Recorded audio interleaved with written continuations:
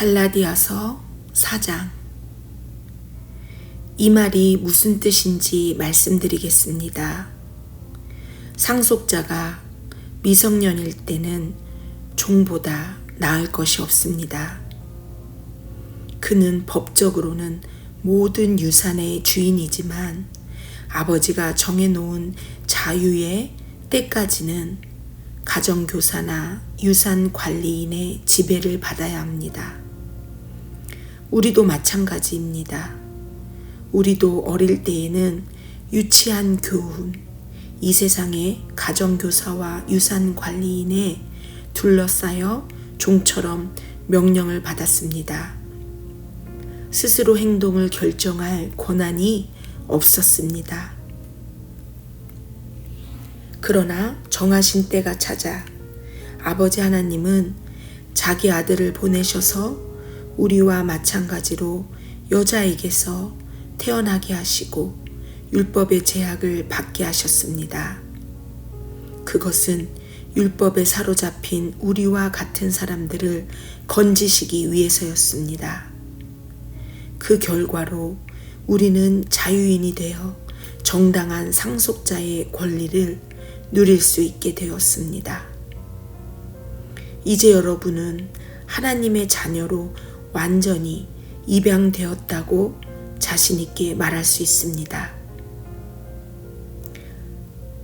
하나님께서 자기 아들의 영을 우리의 삶에 보내셔서 아빠, 아버지라 부르도록 하셨으니 말입니다. 하나님과 친밀한 대화를 나눌 수 있는 특권을 가졌으니 여러분은 이제 종이 아니라 자녀입니다.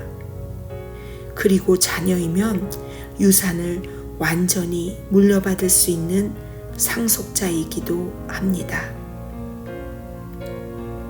전에 여러분이 하나님을 개인적으로 알지 못하던 때에는 신성과는 아무 상관이 없는 신들에게 종 노릇했지만 이제는 진짜 하나님을 알게 되었습니다.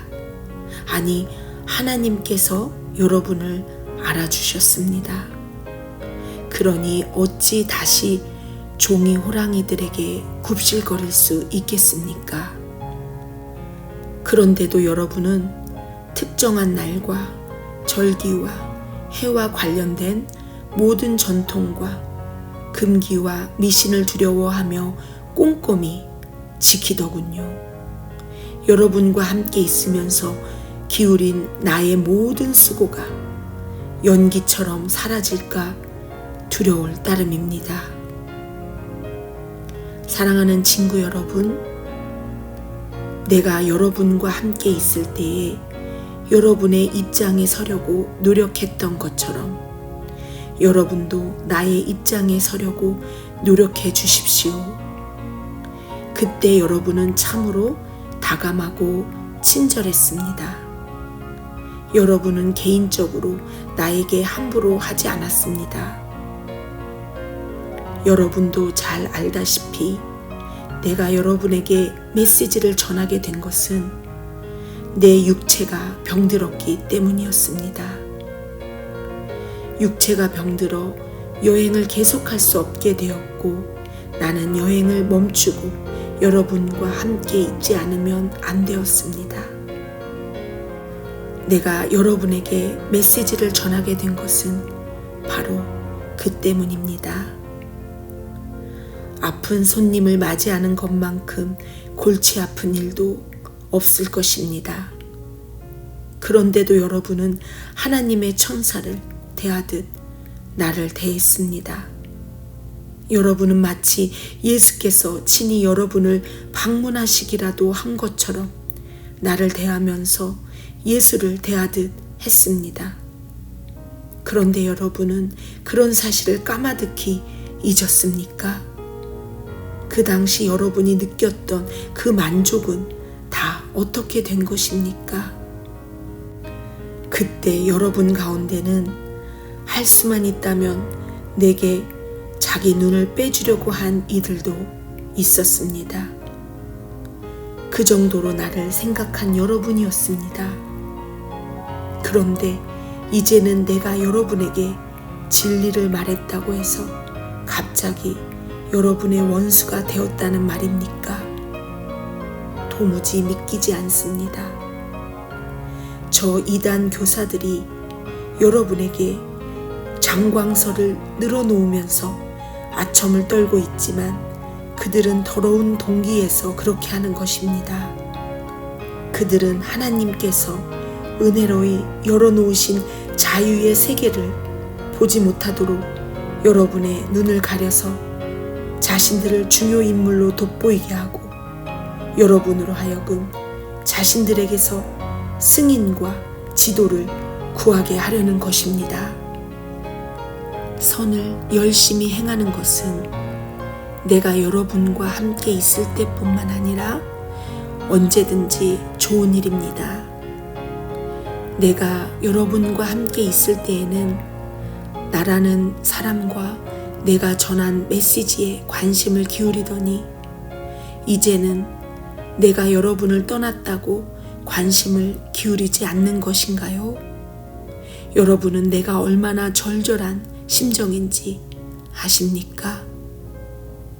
이 심정은 그리스도의 생명이 여러분의 삶 속에서 드러날 때까지 계속 이어질 것입니다. 나는 지금 산고를 겪는 어머니와 같은 심정입니다.